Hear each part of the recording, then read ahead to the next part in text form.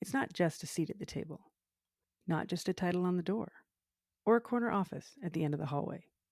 Leadership isn't only about getting in, it's about holding the door open. My guest today didn't wait for an invitation. She built her own table and then invited thousands of women to join her. For Anna, empowering women and fostering innovation isn't just a goal, it's a movement, one worth showing up for again and again. And that movement will inspire change and elevate the next generation of leaders. Welcome to Voices of Leadership, my podcast that tells the stories of women who are redefining success and thriving on the edge of change. My guest today is Anna Radulovski, a global force for change in the tech industry. She's the founder of the WomenTech Network, a community of over 150,000 members across 179 countries. She's a visionary behind Women in Tech Global Conference and a mentor at the Founder Institute. She's also the author of Chief in Tech, a practical blueprint for women to advance their careers, conquer barriers, and thrive in leadership roles and beyond. Hi, Anna. Welcome to the podcast. It's so lovely to meet you, and I'm so excited to hear about your network and all of the things that you're doing. Thanks for having me. I'm really excited to be here. So, we just met, and I love that. That's the best part of this podcast is I interview people I know, and I interview people that I don't know. And so after doing some research, I quickly find out that you're a multiple founder, you're a keynote speaker, and you're also an author. So let's go back a little bit. What was your first big leadership moment, and how did it shape your approach to leadership today? That's a really good question. My first big leadership moment was when I started coding girls. What I like to call it, I got passionate about the problem why there are so few women in technology. And whenever, we think about girls and boys, there are this stereotypes perhaps that still exist. What type of toys would you normally give, even though I really like the trend when we're shifting and we as conscious parents can choose basically where we want to guide our children. But some of the biases, they're just unconscious. So these words when they call a girl just cute and boys brave, and when a girl is showing a leadership potential, calling her bossy, and when a boy is doing the same, really good, it's like, it's going to be a leader, a CEO one day, so to say. So this is like when my interest also started. And speaking of the leadership journey, I would say that I realized early on that success is not something that you achieve in isolation, that is built on relationships, on opportunities, and the people who believe in you. And that experience shaped my leadership approach, making me deeply committed to mentorship and also creating opportunities for others. And I've learned that, there is certain level of joy. It's actually the greatest joys I think one can experience as a leader is lifting others up as you climb and fostering an environment where diverse voices are heard and valued, and all voices, if you will, are heard and valued. And I think that's, as a leader, really a challenging art to master. But I think that once you're discovered that, I think you can build incredible things. Wow, that's very inspiring. And I completely agree. And many people talk about sort of bringing people along and building communities. You've actually done it. So, which is amazing. Can you tell us a little bit about the global network that you built and sort of how it empowers women in tech? And, what are some of the biggest lessons you've learned fostering a strong and supportive community? Absolutely. I think it starts whenever you have, an idea as a founder, as an entrepreneur, you might want to test it to implement if it actually works. But as I mentioned, success over realization of an idea never comes in isolation. So you need people to join you on a journey and support you. And for that, you need to communicate your vision clearly. So people would understand what is that you want to do, what is that you need. And I would say that for me, if we speak about biggest lessons in fostering a strong and supportive community, I think it was the shared purpose drives real connection, that there are tons of incredible people that will join you on a mission if you invite them, but also support and empower them, but also value their input and be ultimately your authentic self. I think that people are not looking for kind of a copy of someone else. I think you need to also value your unique experiences and think of what you can bring to the table, and kind of when you start something, I would say don't compare yourself to others who achieved greatness, whatever that greatness you define, or success, immense success. Maybe they're huge, maybe they have a massive impact. Because for the start, it doesn't matter. Just treat it as with curiosity and exploration. Like, think, how can you learn something and do something good in what you're doing by being also your authentic self. And I would also add that I think that the key to fostering a strong network is to offer real value, whether that's resources, opportunities, or mentorship, and to build relationship based on mutual support. Finding a way how we can be supporting each other. So it's always a win-win. And there is a great joy into giving back and paying it forward. I love that joy is always a part of what you're saying. It's fantastic to hear because not everyone says it, believes it, calls it out. I'm not sure, but it's really great to hear you say that. Can you tell us a little bit more about your network and how it works? Yeah, absolutely. So we have over 150,000 members in 179 countries. So pretty much everyone, regardless of where they're based, can join us. We are virtual first. What does it mean? That we don't see any kind of limitation of borders, and we accept different members from different parts of the world. And for our, for example, annual global conference, which is going to happen this May in this May, it's already actually sixth edition. That's an exciting opportunity for people to unite and connect from all over the world and learn from the most experienced tech leaders to share their experience, also to connect with this incredible network. You know what, it warms my heart when people write on LinkedIn, for example, oh, it's going to be my fourth edition, it's my fifth edition, actually here since 2020. So it's just so exciting. You can feel this excitement when people share, build some incredible connections out of um, relationships out of connections that I made at the conference. And I think that that's the beauty of it. That's what I love about our network, and that what drives me, I think, during challenging times, because these times are always part of the journey. We talk with you about how everything is nice and joy, but you know for the last couple of months, it's like working 16 hours a day nonstop. And this is like insane. Well, usually I try to have at least Saturday kind of to myself and spend with my family. But yeah, I like to say it's like you run on enthusiasm a little bit in a way, because you're like, sometimes it's really hard even to go to sleep, just to come down, because you're so excited. I mean, stressed, excited. Like, you will make a difference at certain time, exhausted, excited. So it's kind of, you're hyped. And I think during the moments of like some kind of sadness, or some kind of disencouragement, or some kind of a little bit not so exciting emotions, you need to remind yourself why you're doing, what is your mission, and what is the impact that you will be having if you continue through going through challenging periods of time. Well, I think you just described every founder's roller coaster, so it's very relatable. Yeah, tell me about that. I mean, it's like, I think the first time it hits, it's like, or maybe, oh, I don't know. It's like it's all the time. It's never ending. It's like, up and down. In my case, it's also a co-founder, also a partner. So I think that relying on each other and understanding each other deeply, what you're going through, this is so helpful. And I think that's the biggest challenge for solo founders, when they are in these moments of when things are not going the way they imagined. It's a huge struggle, and when they don't have anyone to share it with, I think it's just like, it can really burn you from the inside. I would describe this feeling. And sharing it with someone who understands you or going through the same, I think this is powerful.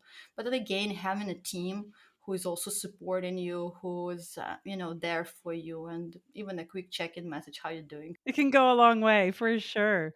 Yes, I've talked to many founders, either solo or in co-founder, and it's different experiences. But I've heard you talk about this, and I agree that regardless of where you start or how you start or where you end up, resilience and grit are essential for navigating the challenges. Can you share a time when you had to push through adversity and what helped you stay motivated? Yeah, absolutely. Oh, I mean, there were several moments. I think one of the most kind of pivotal moments for us, in a way, I like to call this as a challenge that we turn into opportunity. I think it's a great example. So it was during the pandemic, during COVID, when we had to pivot WomenTech Network globalist events into a fully virtual model into literally a matter of weeks. I mean, it just I think just three actually March, and then in June we had a conference already.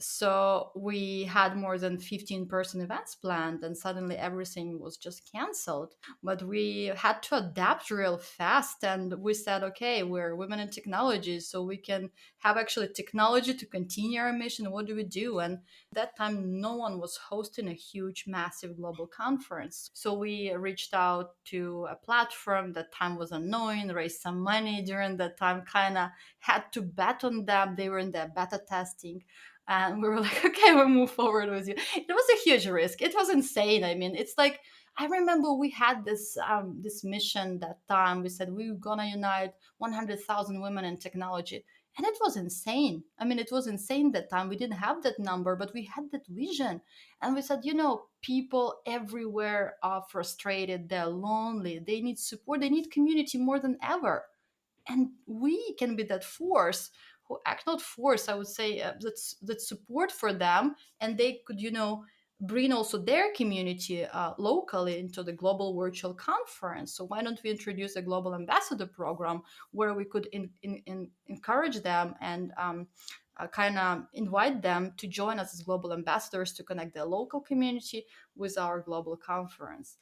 And yeah, I mean, there were lots of different challenges. We were like super small team at the same time, at that time, and had a baby. She was just a couple of months old. It was like crazy, it's like the tons of behind. I think that the lines between day, night, reality, whatever that was going on in the world, it was like blurred. And you're just, I mean, when I'm looking back at some videos that we were doing during that time from the main stage and my moderation, I knew I just had a couple of hours of sleep and I still looked very pumped. And my first reaction was like, so when it was over in 3 days, I was like, I told my co-founder, my partner, I told him, never again, never again, we're doing this. And then when we actually sent out our feedback form, people were like, they were saying, they do, when is the next global conference? This was amazing. I've never been to such a conference. This was mind blowing. I was like, well, it looks like we are doing the next one.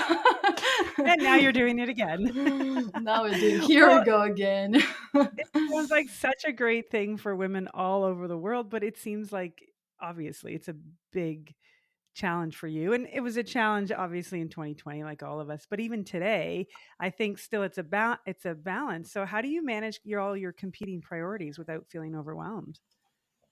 I feel overwhelmed, to be honest. I mean, I do. I mean, Perfect. That's what we it's like some. to hear because we all feel the same. I mean, I think well, firstly, I don't believe there could be a perfect balance. I think balance is not something that exists. It's finding a way to integrate, your life and work stuff. I would say the best what works for me is to plan in my personal stuff first. So it doesn't matter if it's my kid's birthday or party, or I have to do something that is super important to me. And it's very tempting to say, hey, well, maybe I'll move that. If you move that and the work will occupy that, you are not going to do that. And it can cost you a lot. It can cost you your health. And I think that the highest price you can pay. So you don't want to do that. So you want to be thinking about that, much, much earlier, and be really clear with yourself that your personal priorities are super important, and then you need to plan them, schedule them, and please don't move them. I mean, unless it's really a matter of life and death, don't move them, and just kind of try to stick to that. At certain, like, recently, I actually 1 week recently I was super sick, and actually I was working. It was very tough. The quality was very low. I was upset that I'm sick, and I was upset that I'm not doing my work the way I can do, and it was kind of very upsetting. I mean, it might work for some people. I mean, when I talk to global leaders, it just even feels normal that they say that they like to live on the edge of burnout. I can relate onto that. I think it's a very dangerous game to play. But generally, what I want to say that in technology, everything moves super fast. So it's like all the time something exciting is popping up, and you want to be trying it out, testing it out, applying it, or you have to sometimes even. I don't think there is a perfect way to create that level of sanity, but I think you need to find your pillars. So what is that for you? Is it eating healthy? Is it sleep? I mean, I think combination of this, exercising, meditation, meeting with friends. I mean, it could be anything. I mean, for different people it will be different things, and I think that's beautiful. I agree. I like how you called out planning your personal, whatever it is, life first in your calendar, and it's not movable. It absolutely has to happen. It's a very good philosophy that I think a lot of people could learn from for sure. There are some themes that Anna is taking us through in this conversation, threads that once you notice them, start to connect everything. First, no one makes it alone, and the idea that you should is one of the most persistent myths in modern leadership. Because real leadership isn't just about being first, or the only one, or even the best. It's about being generous with your knowledge, inviting others in, and seeing the potential in someone before they see it in themselves. But Anna doesn't stop there. She also calls out the other side of leadership, the friction, the closed doors, the funding that doesn't come, and the C suite seats that somehow remain just out of reach. And yet, she doesn't just name the problem. She offers a path through, with stories that inspire and actionable ideas that move towards something better. So, you mentioned earlier, which I liked about paying it forward, and I think that's a lot of what is at the core of what you're doing. So, what role does giving back play in leadership, and how do you encourage other women to pay it forward? That's a really good question. When I think about it, for me, giving back is not something you start doing once you make it. Once you become someone important, you have that C-level title, whatever that will be for you. It's something that you can incorporate into giving your journey from day one. So think how you can be more giving, more generous with your time, even if it's like mentoring a junior member on your team, or someone that from your network that might need your help. I believe in mentorship, as I mentioned, and of course, knowledge sharing is a powerful tool for change and changing people's careers in life. Early in my career, I had incredible mentors who supported me, shaped my path, and now I make it a priority to do the same for others. Um, and whenever I see someone has a potential but they don't ask for my help, I can this in a way intrusively try to help them. In most cases it works because I know that they're just maybe too humble to ask for help, but when I help they feel very, you know they feel very appreciative because I know exactly that that's what they needed at that time.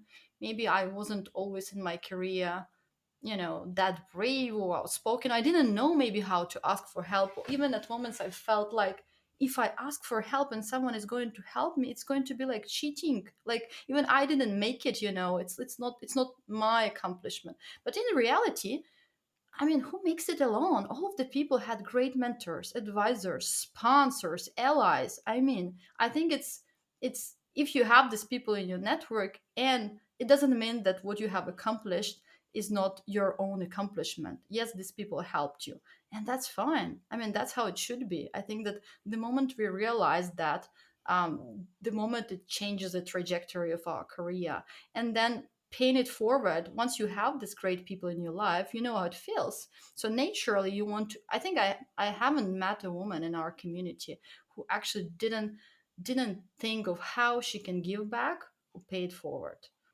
Well, it's great to build a community of women that do pay it forward because none of us can do it alone. And it's always a good reminder to hear that. I'd like to go back. You mentioned, and I think it's fantastic, you have over 150,000 women in tech, part of your network, but your website also calls out some pretty stark statistics. And so I'd like to talk a little bit about that because I think we have to call that out as well. So the statistics on women in tech leadership are not great. Only 25% of C suite leaders are women, and women led startups only receive about 2.3% of VC funding. So Can you talk a little bit about those numbers, why they're like that, and what do you think the biggest barriers preventing women from advancing are? First of all, is unconscious bias. I mean, some biases can be very cautious and very outspoken, so to say, sadly. But very often it's because we don't have so many role models. It's just really hard to imagine that this person will be able to make it in this role. And I think there are lots of changes happening, but it's happening really, really slow. And then unconscious bias can affect everything: hiring, promotions, funding sessions.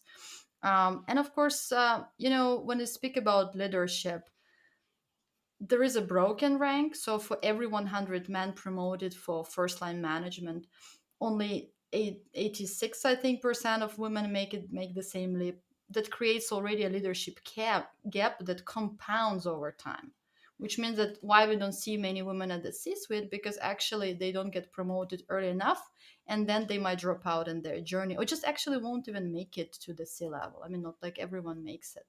And in their journey, women will often face like ability panel. So when, for example, they are seen when they are assertive, they often will be labeled as difficult, aggressive, emotional. We called it all. And while men, for example, being assertive, they are celebrated. I mean, they're encouraged and they're seen as a leader.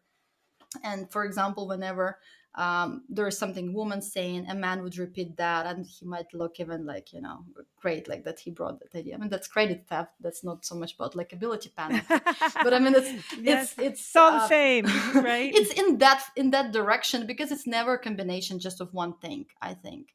Because if it's just one thing, maybe we could eliminate that. But if it's unconscious bias, like ability panel, to lack of role models, and then let's not forget about lack of sponsors. So having mentors is important. I mean, it's super important. I mean, I cannot highlight how important it is, but having someone in the room who actively advocates for your career when you're not there. I mean, if we really want change, we need to challenge biases. We need to create more sponsorship opportunities and to reframe leadership in a way that includes women at every level. I think there are some people who still use, when they refer to leader, he. So I think that's, even in the books, I've seen that, unfortunately. Like they would say, just for the purpose of this book, whenever I say he, I refer to a leader. And I thought, this is sad. I mean, I saw books where they say do the same for she, just to challenge these biases. Actually, that worked really well. I think that now, after building this community, I feel like wherever I speak about leadership, it's automatically I speak about female leaders, because I'm surrounded, in this. But then again, I get out there to a conference and I realize I'm in my bubble, I guess. I mean, things are changing, but slow. I mean, these numbers are, not the ones we would want to see. Yes. I like to think optimistic, because I think wherever we speak about progress, it's important to acknowledge it, and to celebrate it, and to not forget what price we had to pay to get there. And especially in times of different backlashes, I think it's important to kind of be reminded of that, and how fast the progress can be, vanishing in front of your eyes, so to say. I agree with everything that you said. You said a lot of interesting things. I mean, difficult, that's my favorite one. I've been called that many times.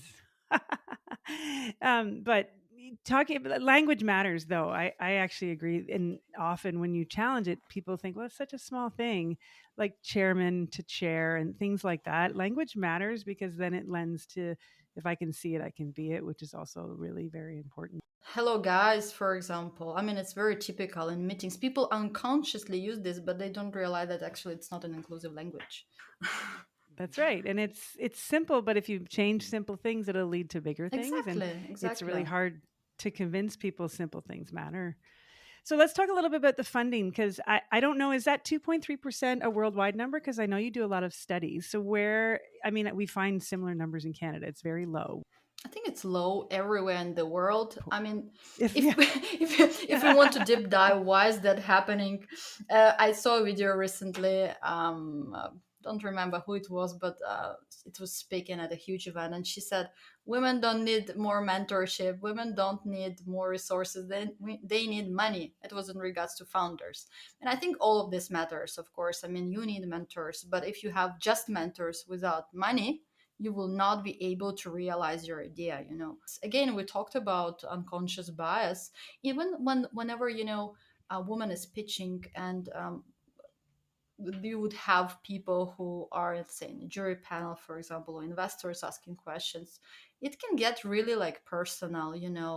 Do you think you would be able to do that after you have kids, or different things like that? I mean, it's sometimes it's very subtle. you know Whenever a man is pitching, they would ask him visionary questions. And for women, it's more like the questions where they need to explain themselves or get a little bit like defensive, and try to get them in a mode of being defensive. I think it happens because of unconscious bias, in my opinion. I like to believe that not all people out there just I know bad people. I think that it takes time to educate them, building also strong case studies, speaking up about role models, inviting women to speak up about their successing, surround like making panels, for example, diverse. Whenever it's like some startup event, if there is just one woman, she's again a minority. It's not enough. It's not enough. No. And there's so many of them. You could fill a whole panel with women if you wanted to. Exactly, exactly. I mean, if there, and I still see panels. I mean, male panels, all male panels. It's like That's a great word. it's it's like you go to the website. Once one community or event, they reached out to us and said something like, "Could you please promote, our event?" And I looked at the event, and all of them were men. I said, "Are you kidding me? Did you see?" Sorry. I have to respond to you right now. Please, I mean, you're reaching out to WomenTech Network, and you want us to promote, your event. But sorry, you don't have a single female speaker. And she responded that, well, you're actually right. We don't. That was The fact that you had to point it out, really? Yeah, and I mean, I understand maybe it was someone unexperienced. I mean, I understand and I don't. I think it's important whenever we see that to call out. Ideally, like try to call out in private, to reach out to organizers before we like call out on social media, because not always people are doing it because of bad intentions. But if we can actually help them, maybe finding ways how they could change, if they are open to change, they see a problem, they say it's okay, they're diverse. But again, I mean, if we talk about gender diversity, that is pretty simple. If you have zero women on a panel, again, one is not enough. And I recently had a call with one of our executive members, and we were talking about, she said, "This is great, your network, what you're doing, and so many women." And she said, "I just had a meeting where I was leading it, and it was all men, me and 10 men on a meeting." She said, "That's it. That's how it is." So it's not just a panel; it's a reality whenever you're working on a team. It's every day. It's every day, and that's where the change is hard.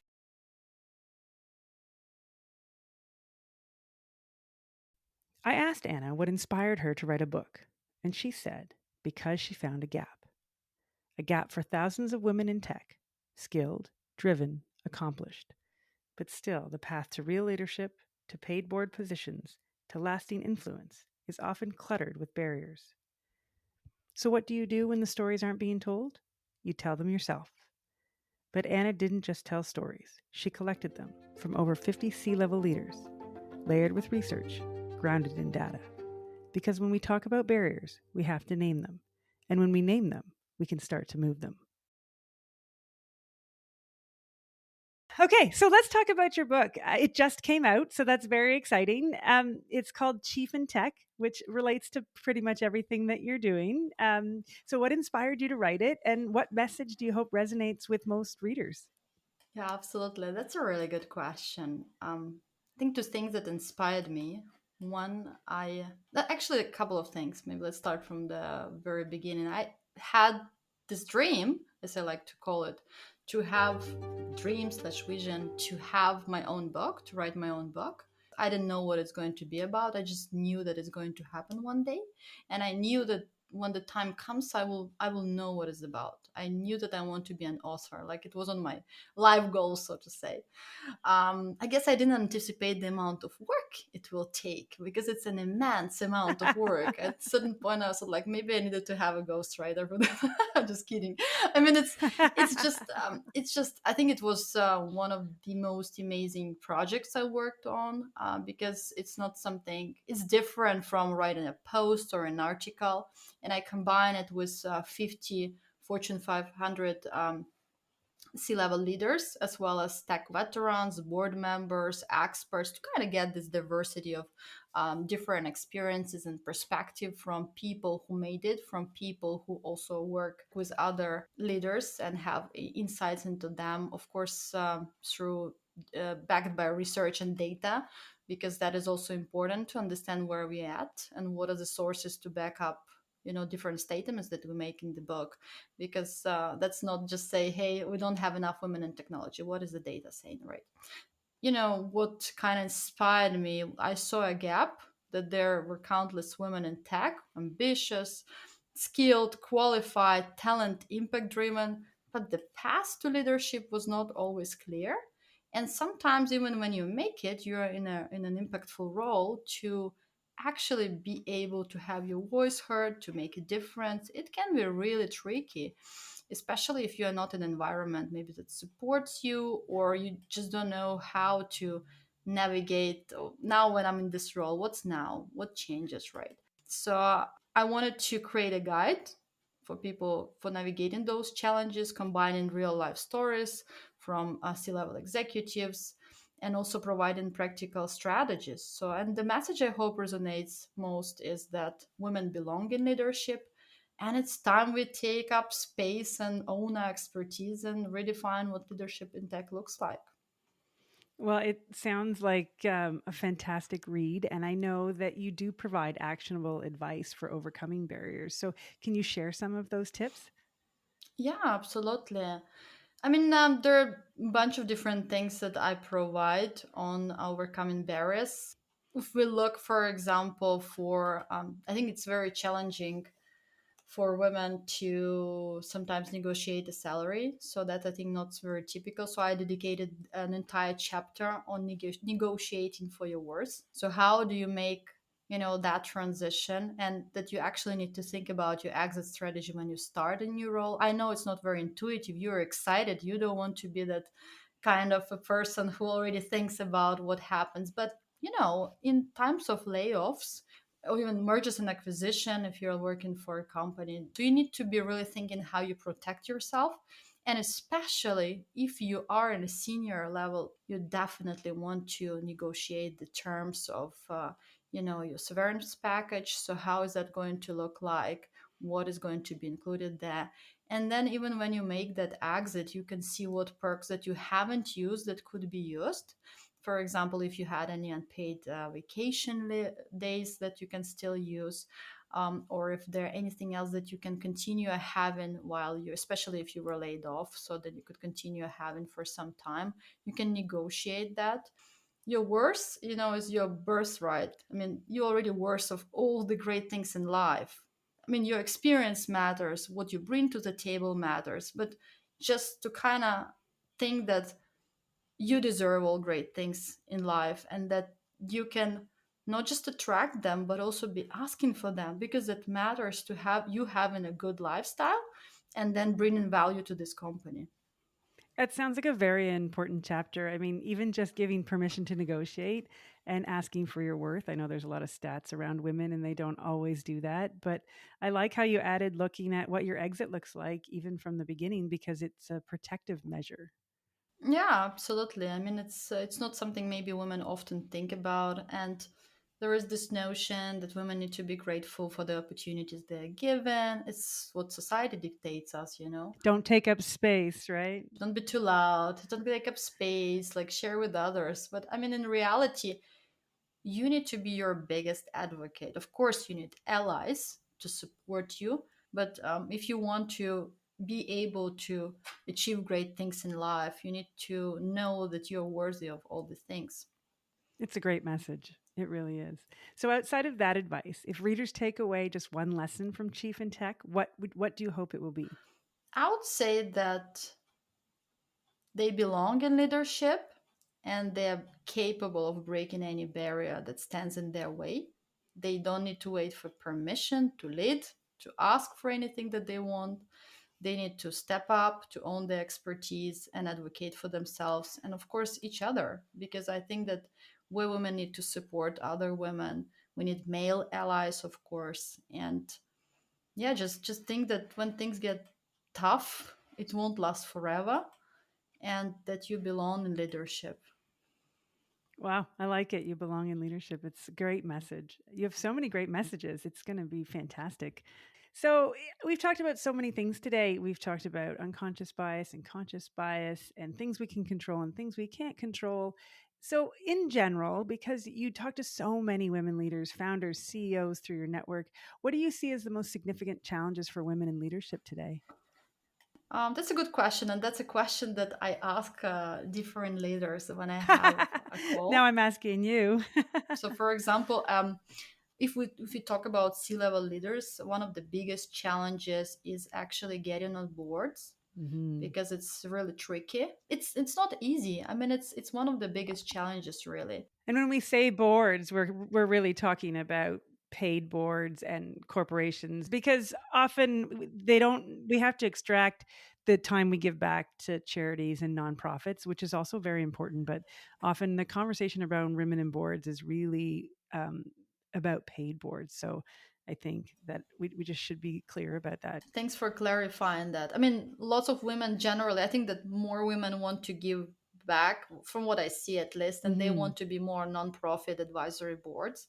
Not want, but they want that for sure. I mean, they Yeah. know they want, and they actually often would get that. But where it's hard to break into is this boys' club, men's club, if you will. It's very private. It's really tricky. I mean, in my book, I share about joining boards and how what is the best way to start. We talk also about starting with nonprofit and advisory boards, of course, because that still help you build up your experience. Because if you want to get on a public board, for example, it's a huge jump. If you don't have that experience, no one will just come and say, okay, you're amazing, we are like, we already we want you to have on board. It's more complex. So you want to build up your experience. So even if you have a nonprofit board experience, that's a huge plus. I mean, it's already, you're building traction, you're building your portfolio that you have, and there is lots you can learn. I also talk in my book about finding sponsors, building, sponsorship relationships, and why do you need more than one sponsor? Generally, because if your sponsor leaves tomorrow, who is going to support you? I mean, you need to be thinking that how you can diversify, your sponsorship portfolio, so to say. So that's definitely a challenge for women securing sponsors. It takes a ton of work for women to make this work, and different daily battles. Like, we are not talking about microaggressions. We are talking about general workplaces where you can have people who support and understand women, who like working with women, see them as equal parties, and then someone who thinks that maybe they're not qualified enough. Though in many cases, women are overqualified That is very true. for the role. So yeah, I mean, there are a bunch of challenges, I mean, out there. I mean, like ability panel, we covered that, and kind of breaking all kinds of stereotypes, juggling different responsibilities in life. If you're a mom or you just became a mom and then transition into work, how you perceive that work, that maybe now you will not be taking some high impact projects, maybe you will be not so dedicated at work. There is lots of these perceptions, though. I mean, funny enough, I also heard stories from women who actually, after giving birth to a child, they were promoted right away. And I love these stories. I think we need to have more of these stories. Well, those are all great challenges, but also providing some ideas and solutions on how to start working to overcome them. So, thank you. That was very helpful. With all of your knowledge and all of the women in your network that you've talked to, what advice do you have for the next generation of leaders? That's a really great question. I would say be bold, be curious, and support others, because I think that we cannot be, we shouldn't be doing everything alone, and there is joy in that shared success. And that's what advice I would give probably my younger self, be bold, be courageous, and just whenever you have an idea, if you really really want to implement it, just go for it and see what happens. You might be surprised. I mean, I never thought I will be running this global movement. I will never thought I will build such a huge network. I wanted to do something impactful. It was always my core values, to empower people, to give back, to help them recognize the potential, to create opportunities. But then, it just started happening out of the sun, and then you had this vision, and then it started to become a reality. And I think, wow, that's amazing. Well, it is amazing. And thank you for taking the time to have this conversation with me. I really enjoyed it and it was lovely to meet you. But thank you for everything you're doing for women around the world. I think what you're doing is really important. And I'm glad you're helping move everything forward. Thanks for having me. Appreciate your kind words.